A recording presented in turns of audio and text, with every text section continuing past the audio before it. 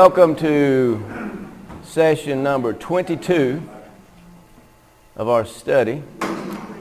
Book of Revelation. I've given you pages 195 through 211, which is Revelation chapter 17.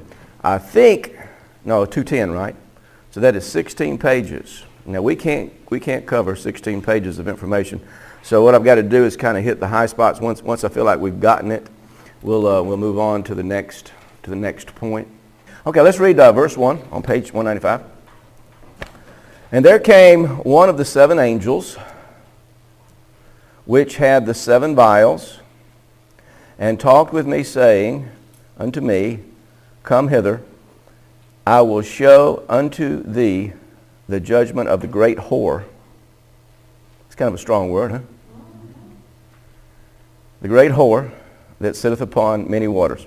Now our primary goal tonight is going to be that we see who this great whore is or was.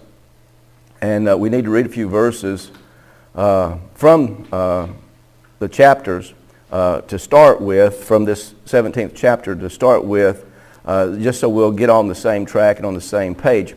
So let me just run some verses, 4 or 5 verses through here that are very, very pertinent to what we want to see.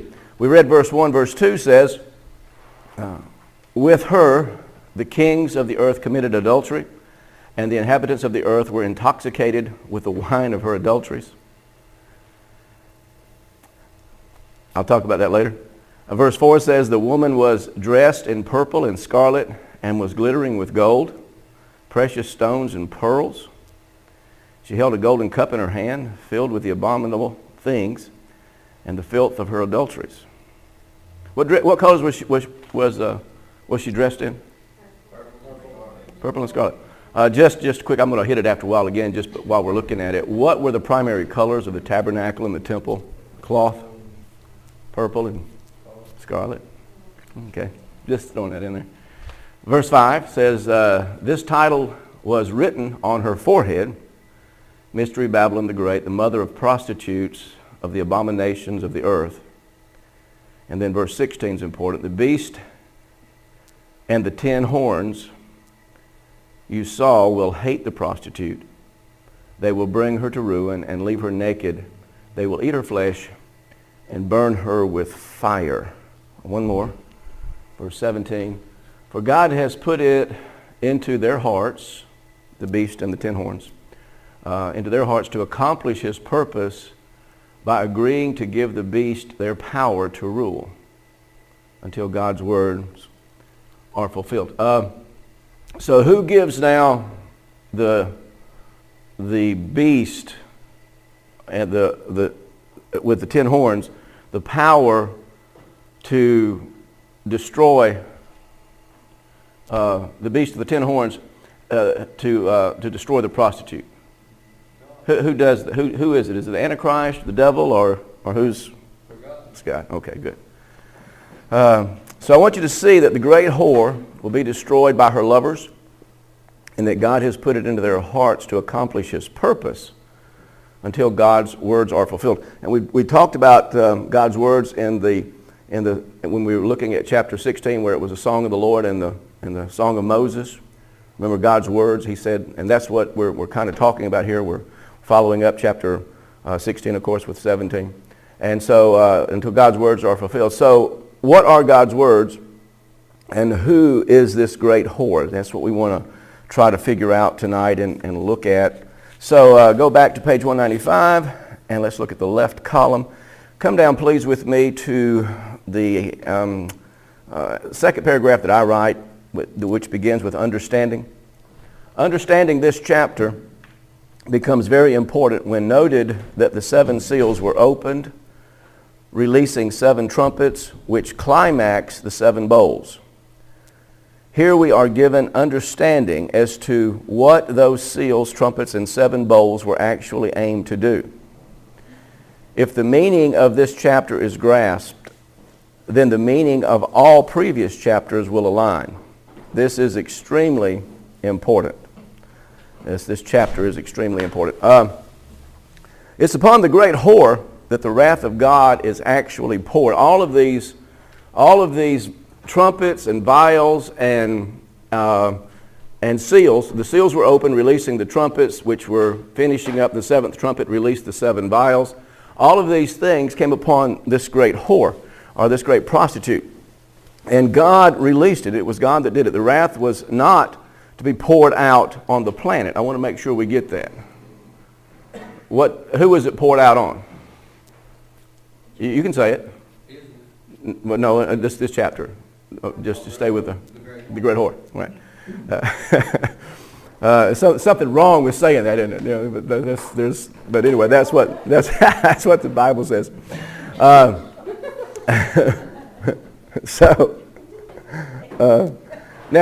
the term, the great whore, John put that intentionally in there to shock his readers. Does it have that? Does it do that to you? Does that phrase kind of, whoa, get your attention? But it's a biblical thought. It's a biblical thought, and it's intended to shock, and of course it does. And as the following passages are read, then we'll get it, and it's necessary to see. And let me go ahead and say this, because the verses that we're going to be looking at, because the Bible is filled with this, but the verses that we're going to be reading are pornographic in imagery. This verse is. These verses that we've read are. They're pornographic in their imagery, and they're shocking to our minds. So who is the great whore? Let's look. Now, the Bible does overkill on this. There are so many verses, and it's simply so that we won't miss it. There is just so much information. As I began looking at this and began running the references back in 97 or whenever that it was that I was doing it, it was amazing to me how much information was here and how all the years I had just kind of read over that. And it's because I had been drunk on the wine of her fornication. And I'll tell you what that means in just a little while. But I had become deranged in my thinking, and that's what has happened here. But anyway, let's find out who this is. Let's read, if you will, on the right column with me. Come down to the second paragraph where it starts with Isaiah. Isaiah declared that the city Jerusalem that was to be faithful had become a harlot. And let's look at this verse. Isaiah 1:21 says, "How is the faithful city become an harlot?" Now, what is the faithful city? What would be that? What would be the Jerusalem? Right. "It was full of judgment, righteousness lodged in it, but now murderers." Then Jeremiah really takes off on it, and we're going to read some of Jeremiah, but then we're going to get into Ezekiel in just a little while. But Jeremiah 2:23 says, "How canst thou say, I am not polluted? I have not gone with Balaam. See the way of the valley. Know what thou hast done. Thou art a swift dromedary," that's the camel, "transversing her ways." I'm going to read you that in another translation here in just a second. "A wild ass," the next verse, "a wild ass, donkey, used in the wilderness, that snuffeth up the wind at her pleasure, in her occasion, who can turn her away? All they that seek her will not weary themselves. In her mouth they shall find her." They found pleasure in her mouth. Now let me read you these verses from some other... You guys, does it really say that?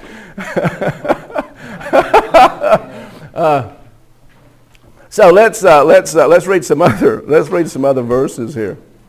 Let's look at that from the New Living Translation. Let's look at those same verses.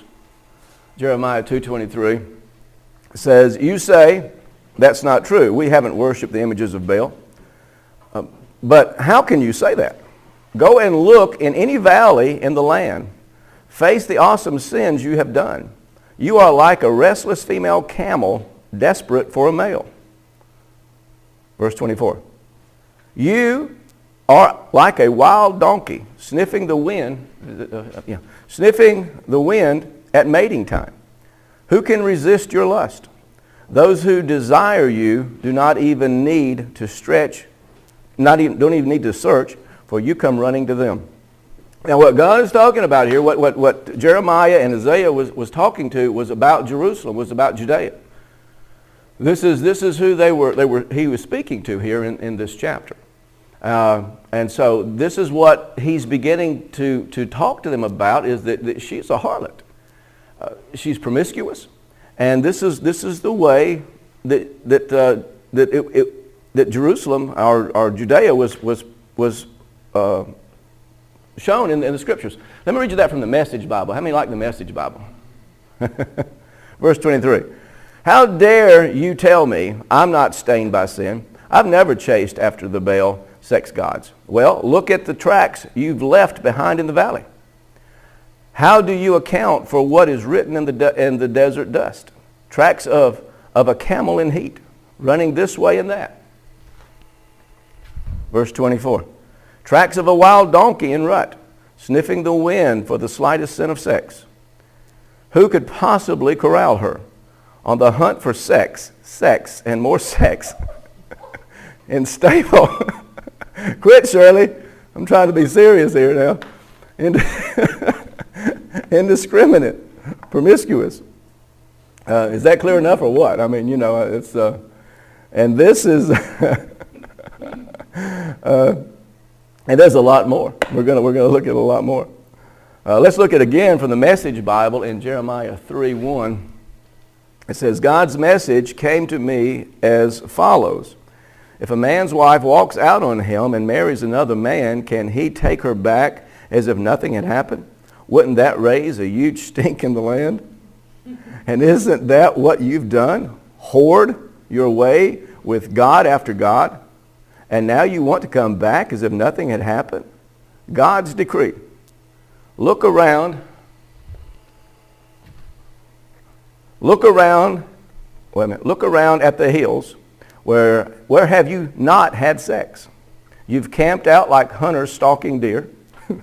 You've solicited many lover gods, like a streetwalker whore chasing after other gods. And here's what the NIV translation says. Look up to the barren heights and see. Is there any place where you have not been ravished? By the roadsides you sat waiting for lovers, set like a nomad in the desert. You have defiled the land with your prostitution and wickedness. The entire 16th chapter of Ezekiel is consumed with this subject. And also I think it's the 23rd chapter. But it's really talking about sex, or is it it's spiritual. It's spiritual. But of course that did come into play in the AD 70 deal. I mean, that was all, Ezekiel talks about a lot of things in it too with the temple, but it's really talking in a spiritual way. Of course it is. Okay. Like I said, the entire 16th chapter. We're going to read a lot of those verses, and I think it's also the 23rd chapter. And what the chapter is addressing is Jerusalem and Judea. The Lord said He found her on the side of the road. Let me tell you what the 16th chapter is about. What it starts off with is the Lord says that He's found her, speaking of Judea, He's found her on the side of the road like a newborn baby, still soaked in blood, still with the cord attached. And He says, and I took you, and I washed you, and I cared for you, and I raised you. Now that's what the first chapter 16, that's what the first several verses are about. And what I want to do is pick it up at that point in verse 8. He raised her and she became beautiful. And then let's read Ezekiel 16:8. Now all of these verses are in your notes. I'm just using other translations so it'll be a little clearer. They're all there for you. I'm not reading anything that I haven't already given you. It's just in the King James Version. And so I was just going to use another translation. Ezekiel 16:8 says, Later I passed by, and when I looked at you and saw that you were old enough for love, I spread the corner of my garment over you and covered your nakedness. I gave you my solemn oath and entered into covenant with you. In other words, I married you, declares the sovereign Lord, and you became mine. Verse 9, I bathed you with water and washed the blood from you and put your ornaments on you. Now, lovingly, what he's saying here in the spiritual sex, in the spiritual. I think I might need to In the spiritual state is what he's trying to say is that they had a covenant wedding night and she was a virgin. And after that, he washed her and then he anointed her with oil lovingly. He cared for her. It's pretty graphic, huh? Yeah. So do you guys remember a few weeks ago when I said that from the pulpit? I said, if you would read your Bible, you would be amazed at the pornographic stories that are in there.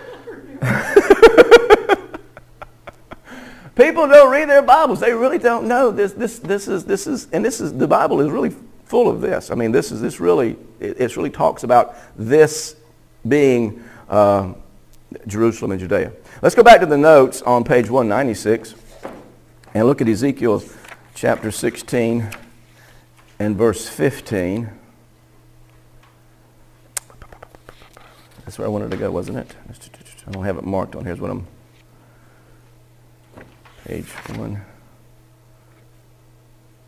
190. Okay, bottom right-hand corner. There you go. I see it. But thou didst trust in thine own beauty, and playedst the harlot because of thy renown, and pouredst out thy fornications for every one that passed by. His it was. Page 197, let's read that. I guess now sometimes my notes are going to vary from yours just a little bit. I found some errors. I had printed mine out and I found some errors, so I fixed yours, and so it might not be exactly, but I'll be close. Anyway, I'm reading the next paragraph after that verse. The Lord's love was not enough. Knowing she was beautiful, Israel began to play the game of adultery. She became a harlot, a whore. She began to pour out her fornications with everyone that passed by. She began to allow all to have her. None were refused. Whoever came by, his it was. Go down to verse 17. Thou hast also taken thy fair jewels of my gold and of my silver, which I had given thee, and madest to thyself images of men, and didst commit whoredom with them. Okay, let me read that one from a different translation. Number 2. Let me read it to you from the NIV. It says, you also took the fine jewelry I gave you, the jewelry made of my gold and silver, and you made for yourselves male idols and engaged in prostitution with them.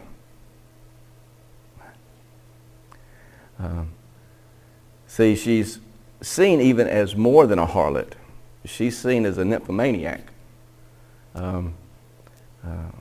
who just cannot be satisfied. It's... Is there ever a period of time in the Old Testament where God was happy? in short periods, there were always time, and then like every once in a while a king would come along, and the Bible would say, and he did everything according to the commandments of the Lord, But a lot of times, they just did their own thing. And especially, the northern kingdom of Israel, they developed a whole new worship system. Of course, they got knocked out first, even before Judea did. It seems like more often than not. Oh yeah. Well, yeah. So go back to page 197. Our notes. Where do I want to go? Okay, Ezekiel 16:23. It's on the left column at the bottom. Start with verse 23 there. And it came to pass after all thy wickedness, woe, woe unto thee, saith the Lord God. How many remembers what Jesus said unto the Pharisees and the scribes? Woe unto you. Woe unto you. 8 times. 8 times. Verse 24 says, that thou hast also built unto thee, and how do you say that? Eminent place, and hast made thee an high place in every street. This is their synagogues. This is their churches, their meeting places. Thou hast built thy high place at every head of the way, and hast made thy beauty to be abhorred, and hast opened thy feet to every one that passed by, and multiplied thy whoredoms. She had exposed herself, tempting her lovers. Verse 26, thou hast also committed fornication with the Egyptians, thy neighbors, great of flesh, and hast increased thy whoredoms to provoke me to anger. Now, what does that great of flesh mean? Don't tell me. I just want to make sure you. We don't need to go there. We have a brain, right? So that's pretty potent. Oh my. Go down now. Follow it on down to Ezekiel 16:28. Thou hast played the whore also with the Assyrians, because thou wast unstable. Yea, thou hast played the harlot with them, and yet couldst not be satisfied. Thou hast moreover multiplied thy fornications in the land of Canaan unto Chaldea, and thou wast not satisfied herewith, nothing satisfying her. How weak is thine heart, saith the Lord God, seeing thou dost all these things, and work of all imperious whorish women. If that thou buildest thine place in the head of every way, and makest thine high place in every street, and hast not been as a harlot, in that thou scornest hire, but as a wife that committeth adultery, which taketh strangers instead of her husband. They give gifts to all whores, but thou givest thy gifts to all thy lovers, and hirest them, that they may come unto thee on every side of thy whoredom. Go on down. Let's read the paragraph I have there. Israel whored with the Assyrians because she was unstable to be satisfied. Unable to be satisfied. But the word means insatiable. Insatiable. Yeah. She thought they would satisfy her, however, she still was not satisfied. She multiplied her fornications and whored with Canaan and Chaldea, and still could not be satisfied. You weak-willed and bad-hearted woman. That sounds like a country song. You are a vixen. You do not lay for hire. You lay as a wife that commits adultery and takes strangers instead of her husband. People pay whores, but you pay all your lovers. You hire many at the same time and want them to come into you from every side. See, that's just sick. Oh, I'm going to have to edit this tape. Yeah. There is no other whore like you. You are a great whore. You are the greatest of whores. No other woman in the whoredoms was like her. She was the great whore. Verse 35. Wherefore, O harlot, hear the word of the Lord. Thus saith the Lord God, because thy filthiness was poured out, and thy nakedness discovered, here's his judgment, through thy whoredoms, with thy lovers, and with all the idols and thy abominations, and by the blood of thy children, which thou didst give unto them. Behold, therefore, I will gather all thy lovers. You might want to circle that.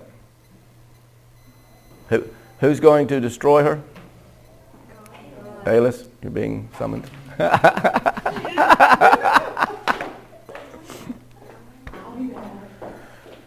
who's going to destroy her? I will gather all your lovers. But how's he going to do it? He's going to use all of her lovers, right? Isn't that what he said in the book of Revelation? The beast with the 10 horns. Isn't that what it said he would use? I'm going to use all your lovers. I will gather all thy lovers with whom thou hast taken pleasure, and all them that thou hast loved. With all them that thou hast hated, I will even gather them around about against thee, and will discover thy nakedness unto them, and they may see all thy nakedness, that they may see all thy nakedness. And I will judge thee as women that break wedlock and shed blood are judged. And I will give thee blood in fury and jealousy. And I will also give thee into their hand, and they shall throw down thine eminent places, and shall break down thy high places. They shall strip thee also of thy clothes, and and shall take thy fair jewels, and leave thee naked and bare. They shall also bring up a company against thee, and they shall stone thee with stones, and thrust thee through with swords. And they shall burn thine house with fire, and execute judgments upon thee in the sight of many nations. And I will cause thee to cease from playing the harlot, and thou also shalt give no hire anymore. So, of whom does the great whore become? Who is this? Biblically, who is it? Now, not what you've been told or what tradition says. What does the Bible? Who does the Bible say that this great whore is? Sure. Yeah. Do you have any doubts? Huh? It's been so long since I've heard dispensationalism. Who do they say it is? Well, it's according to who you listen to. It's going to basically be a world religion. Is really what's going to come out. It's going to be a world religion that happens after the Great Tribulation and after the rapture. They're going to create a world religion that worships the Antichrist. So that's pretty much what they say. Now, of course, all the burning and the destruction and the sword and all of that happened in AD 70. Go to page 201. Verse 2 on the right column. And all that's in there for you. It's even more than what I gave you. But it's in there if you want to research it more. Then the scriptures are full of it. Revelation 72. All those pages were just for that purpose, just to define biblically who that great whore is and that verse 1 is talking about. So let's read verse 2. With whom the kings of the earth have committed fornication, and the inhabitants of the earth have been made drunk with the wine of her fornications. Now I got to read this, okay? The imagery John is seeing is a sickening vision. When the mind is released to attempt to image the image which John is invited to see, it is nearly a stomach-turning experience. The product produced from the fornication union of the great whore and the kings of the earth is drank by the inhabitants of the earth. And then the word earth there is gi. This substance is called the wine of her fornication. The inhabitants of the earth are made drunk by the horrible excretion. How unimaginable is the image. It's pretty graphic, huh? And this is what he says, the people were in a stupor. They had drank the wine of her fornication. And they were made drunk. Made drunk. Not made to drink, but made drunk. They were made to drink so much of it that it made them drunk. In other words, they were made to drink in that foul teaching of the Pharisees and the Sadducees. Jesus said, beware of the doctrine, beware of the leaven of the Pharisees and the Sadducees. Beware of it. It messes their minds up. By following the false doctrine of the Pharisees and drinking, they were made drunk. I was thinking about that, and isn't that a pretty good description of what happens to any of us when we are made to drink, made to believe, made to grasp a false doctrine? Do you relate to that? I mean, I relate to that. I relate to how I was about anything that didn't match up with what I believed back then. Especially back then in the when I first was saved and doing the dispensational thing. If I had heard this then, I mean, I would have fought it. I mean, no, there's no way that can't be. That's so wrong. But once you really study and you really see what the Lord said, what you really see what the Scriptures say, and you really start studying, then all of a sudden, you start seeing some new stuff. But I thought that was a great description. You become drunk. You become in a stupor. You become mean. Now, I don't know nobody in here ever has, but have you ever seen anybody get drunk and get mean? That's kind of what I saw, and as I was looking at this, is that they became so mean They rejected Jesus. They killed him. They would stone people. I mean, they became very, very mean.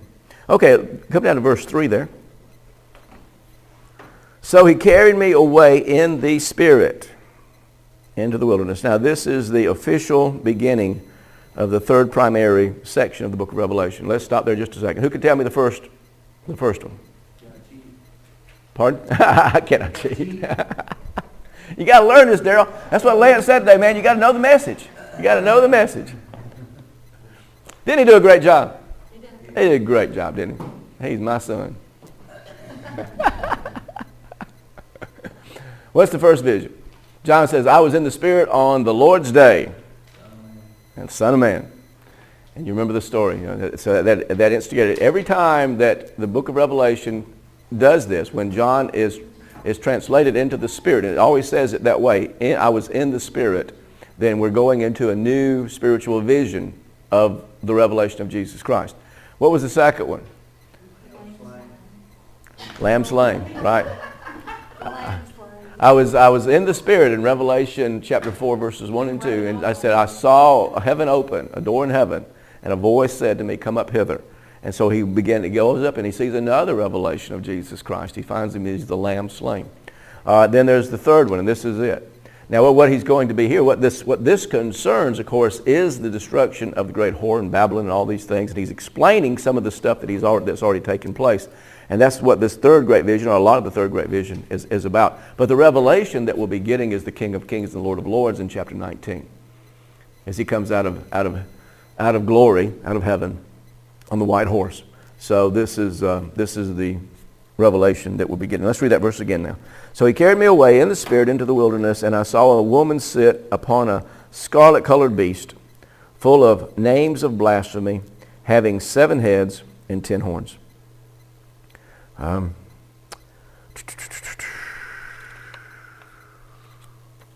Okay.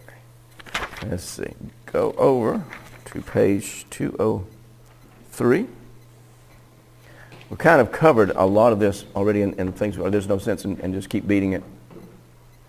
Now, let me emphasize something here. Which beast? It says, and I saw a woman sit upon a scarlet-colored beast, full of names of blasphemy, having 7 heads and 10 horns. Which beast was she sitting upon? The dragon. Dragon? Was it the dragon? Was it the beast out of the land? Was it the beast out of the sea? Or is this a new beast? It was the devil. Actually, this is a different beast. Actually. What I've done here for you is I've given you this little chart where I've taken each of the beasts and aligned them so that you can kind of compare them, how they appeared and what their purpose was and so forth. There's first the great red dragon, and there's the beast of the sea, the beast of the land. And then there's the beast from the bottomless pit, which is the one we're talking about here. One of the primary differences is where they appeared or where they came from. The red dragon appeared in heaven. The beast of the sea rose out of the sea. The beast of the land rose out of the earth. And then this beast rose out of the bottomless pit. Rose out of hell itself. Yep. Yeah. Yeah, well, it is. I mean, it's all the works of the devil, but I think what I'm wanting us to see is that we're going to really see that this is an entity, and again, this beast is created by God to destroy the harlot. So let's just work through here just a little bit. So from the comparison that we see here, we see similarities, but none of those have a perfect match. That none of those match up perfectly with this beast. It originates from hell. The point, and I want you to read with me on 203, right column, come down to under the chart there, the first paragraph after the chart.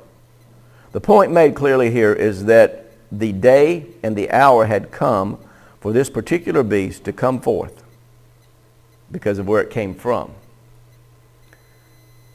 It was the days of Daniel, chapter 2, verse 44, when a world power would exist during which the God of heaven would set up a kingdom which shall never be destroyed.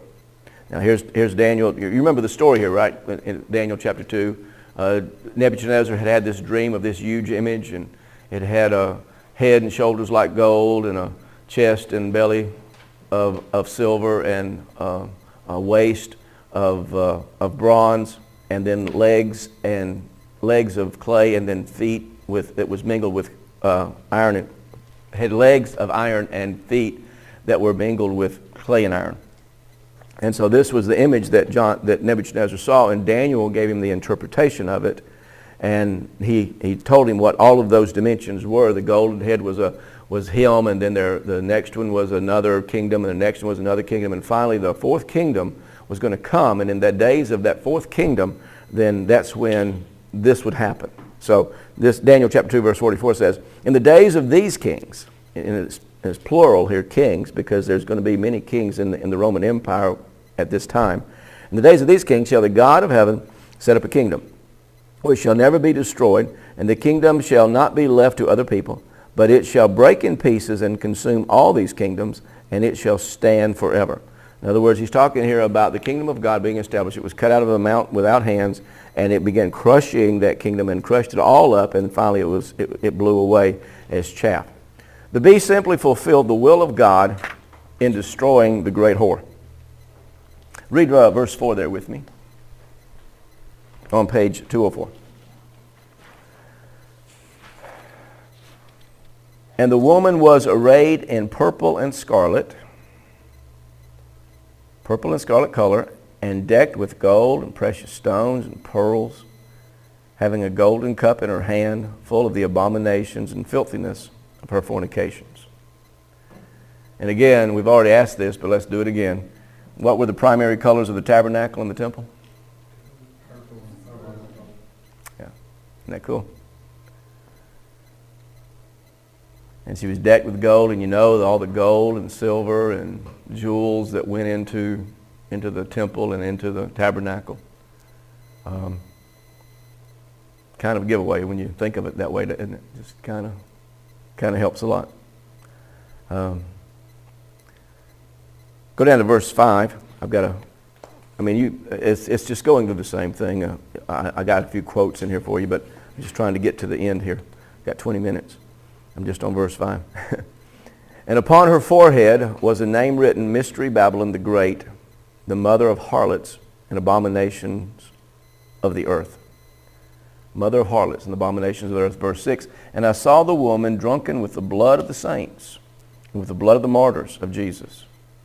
And when I saw her, I wondered with great admiration. Now I know you remember, I'm going to talk about it in just a second, but you remember where Jesus said, I'm going to send to you apostles and prophets, and you're going to kill them. We'll talk about that in just a second, but don't lose track of it. But anyway, this Mystery Babylon the Great, the mother of harlots and abominations of the earth, does that make sense to you now? Are you kind of got that? Do you see it? Do you have a hold of it? Do you have any questions about it? Have I overwhelmed you? Pretty heavy stuff, huh? Okay.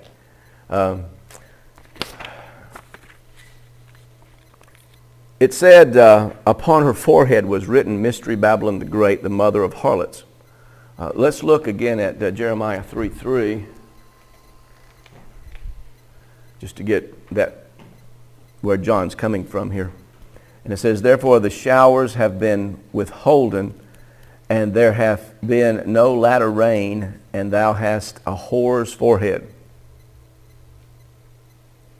Thou refusest to be ashamed. What's on her forehead? Mystery Babylon the Great, the mother of harlots, on her forehead. And also, she was drunk with the blood of the saints. So you remember what Jesus said to the Pharisees. Let's go through some of these. Jesus, if you remember in the Olivet Discourse, he had been in all week long. He was going to be crucified that Friday, and he knew it. And so all week long he was in confrontation with the Pharisees in the temple. And he had come to the place and he said, you vipers, you generation of snakes, how will you escape the damnation of hell? And he goes down through there, and then he says to them, Wherefore, behold, I'll send unto you prophets and wise men and scribes, and some of them you shall kill and crucify. Some of them you shall scourge in your synagogues and persecute them from city to city. Here's why, that upon you may come. In other words, you're gonna drink, and when you get full, upon you will come the righteous blood shed upon the earth from A to Z, whom you slew between the temple and the altar. Verily I say unto you, all these things shall come upon this generation. Let me read one more verse there. Verse 37, O Jerusalem, Jerusalem. Make sure we know who he's talking to. O Jerusalem, Jerusalem, thou that killest the prophets and stonest them which are sent unto thee. How often would I have gathered thy children together, even as a hen gathereth her chickens under her wings, and you would not. Behold, your house is left to you desolate. That's the words of Jesus as he exited the temple, and the Bible says in Matthew 24:1, he went out from and departed. There's a double exit. There's a double emphasis, never to go back in there again. He went out and departed from the temple. Go back to page 205. Right column. So what's happening here in chapter 7 is the angel is giving John the mystery of all that's taken place, of all the seals being opened, and he's giving him the mystery of all the vials that's been poured out and the trumpets that's blasted and all the judgments that he says, I want to show you what all this means. And so he's giving it to him. This is what the chapter is really about. And verse 9, right in the middle of the right column, says, and here is the mind which hath wisdom. The 7 heads are 7 mountains on which the woman sitteth. What city would that be? We've talked about it. Yeah, Rome. Right.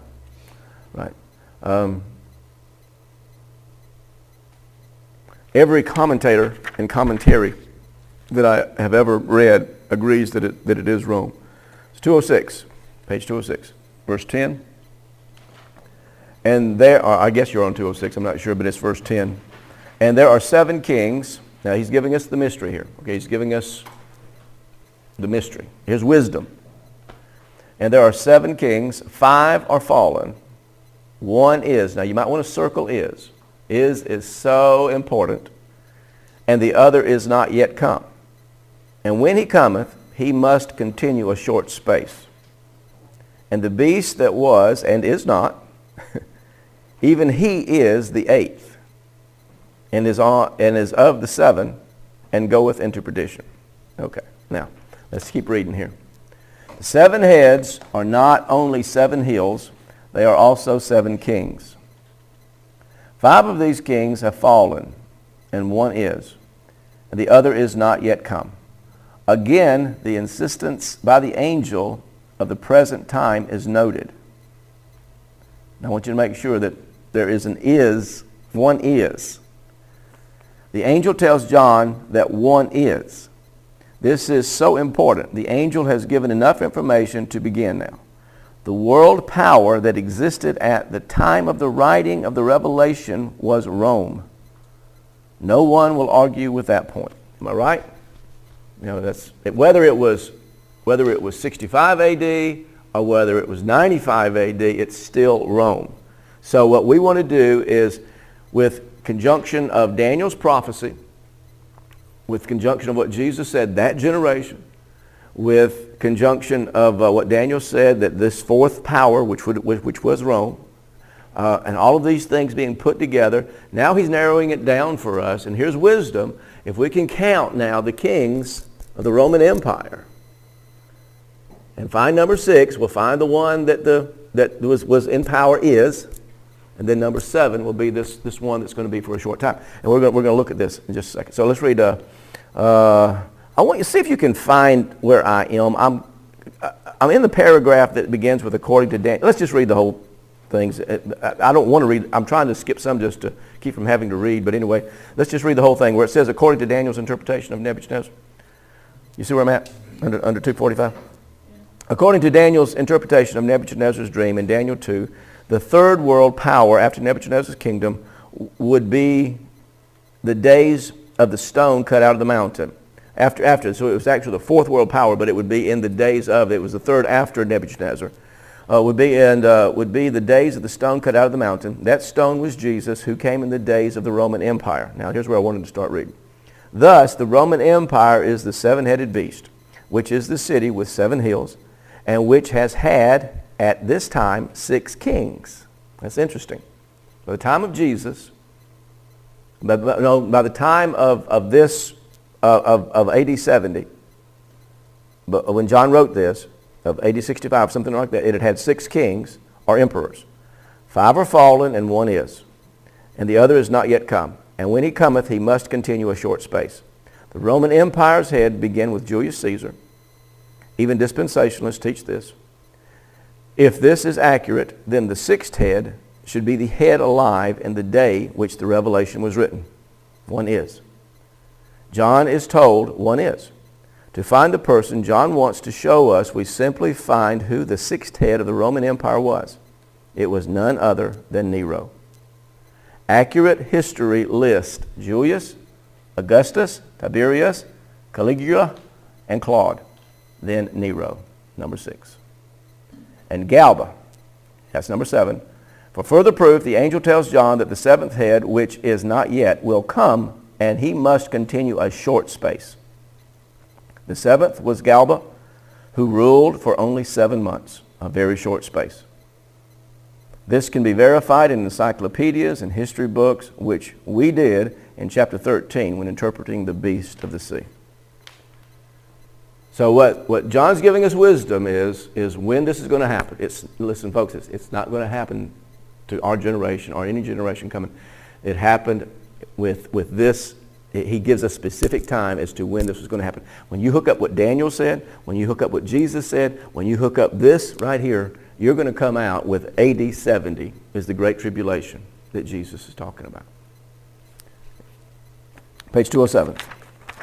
We're going to keep working on there just a little bit more in just a few minutes. Just want you to see that. On the right column, verse 15. Revelation 17:15. About halfway down. And he saith unto me, the waters which thou sawest, where the whore sitteth, are peoples and multitudes and nations and tongues. Those are the Jewish synagogues, and were in every nation, every country, every nation, every tongue. And in Acts chapter 2, it talks about how all these Jews had come to Jerusalem for the Passover, and it talks about, I think, 9 different nations that they had come from. They were all over. And so this is the waters, the nations, and the tongues. And these are who's going to be affected. The 10 horns which thou sawest upon the beast, these shall hate the whore, and shall make her desolate and naked, and shall eat her flesh and burn her with fire.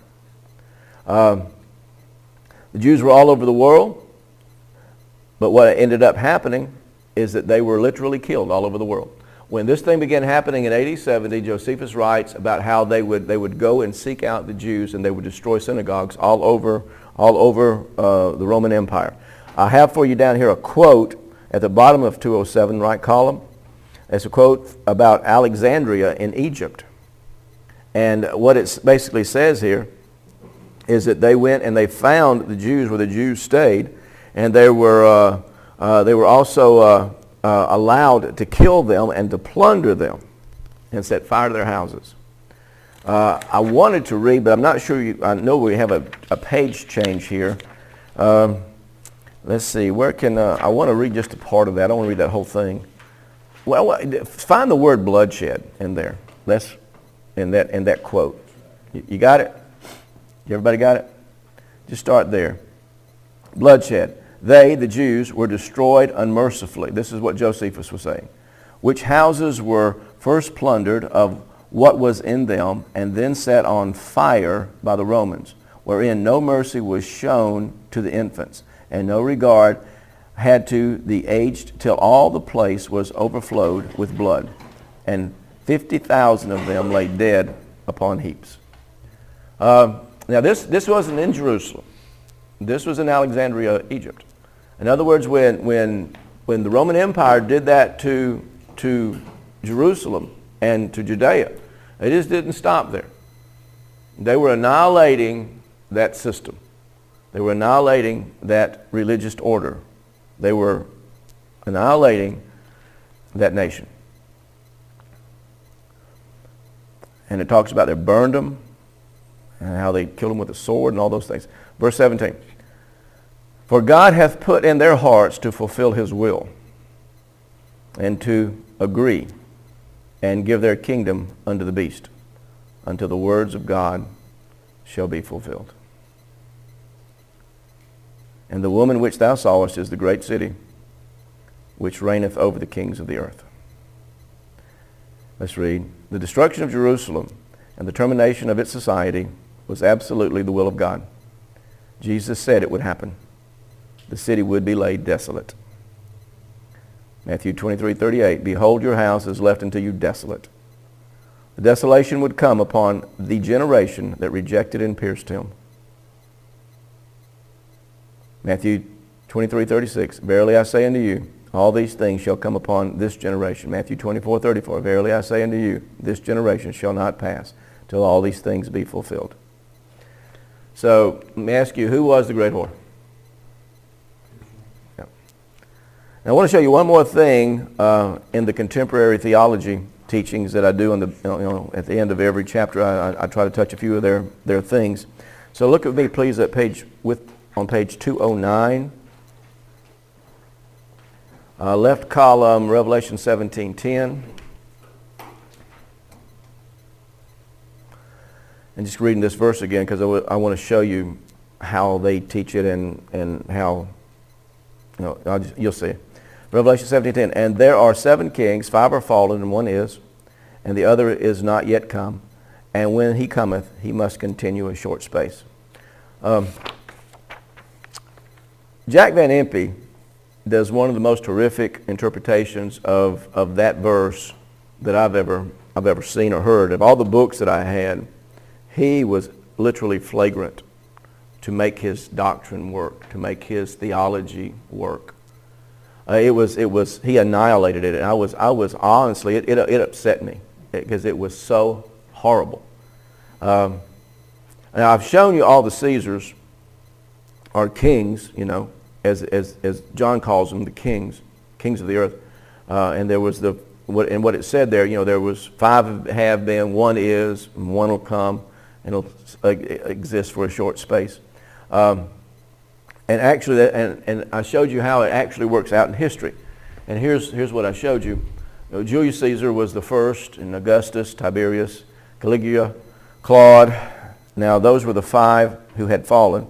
Nero, the one who was, and then Galba, who continued a short space. Now that's straight out of the encyclopedia. But Van Impe devises his own list. He makes his own list up, and I want to show you this. Go to page 209, and right column, come down to the quote at the very bottom of that column. You see it? It says, as John receives this vision, you with me? See where I am? As John receives this vision of the 7 kings, this is Van Impe talking. As John receives this vision of the 7 kings, 5 have already fallen. They were 1, Julius Caesar, 2, Tiberius, 3, Caligula. Now look at them. Now this is, I know, you can look it up in any encyclopedia you want to, and that's what you're going to see. But look at his list. He starts with Caesar. He skips Tiberius. He goes to Caligula. Then he skips Claudius. No, that would be Claude. And then he goes to Nero. I'm getting mine. Let me just read it. Tiberius, Caligula, Claudius, Nero. He puts Nero 5. Then he says number 6, Domitian, is at the time John receives this revelation alive and on the throne. Now the reason he's doing this is because Domitian ruled in the mid-90s. So what he's trying to do is jack John up to that time span. So that's what he wants him. He wants him at that time span because then if it's after that, if it's in that time span, then the AD 70 deal is irrelevant. Yet to come, he of course is the Antichrist, whose reign will last briefly or a short space. Now, let me read this to you. Van Impe skips Augustus, which makes Nero number 5. It was Nero who declared war upon Judea in 66. Van Impe also skips Galba, Otho, Batilius, Vespasian, and Titus to get to Domitian. You see how many he skipped? To make his doctrine work, to get people drunk with the wine of fornication. He attempted to make Domitian the emperor at John's writing for this places the writing around 100 AD rather than 65 AD. The 65 AD time would clearly be seen as the destruction of Jerusalem in AD 70.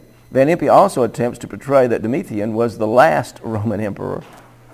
This is wrong. There were 89 historical emperors of the Roman Empire.